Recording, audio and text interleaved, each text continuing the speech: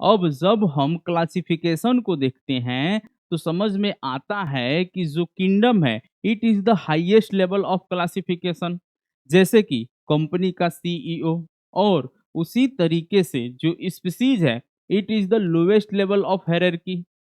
इसी वजह से स्पीसीज को कहा जाता है the basic unit of classification. एक और इंटरेस्टिंग चीज हम नोटिस करते हैं कि जैसे जैसे हम नीचे से ऊपर की तरफ जाते हैं वैसे वैसे ऑर्गेनिज्म के बीच की जो सिमिलरिटी है वो कम होती जाती है।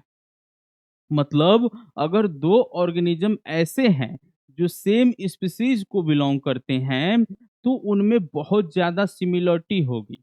समझे?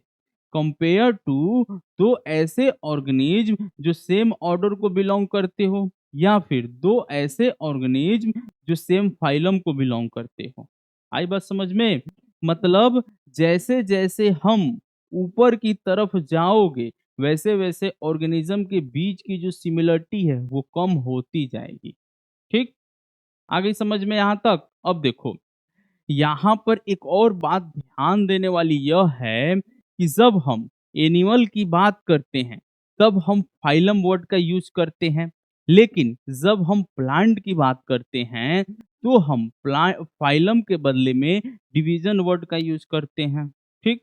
अब बच्चों यहाँ पर एक बहुत ही इम्पोर्टेंट बात यह है कि ये जो हायरार्की है ना, ये हायरार्की फिक्स्ड है। तो इसके सीक्वेंस को आप बदल नहीं सकते हो।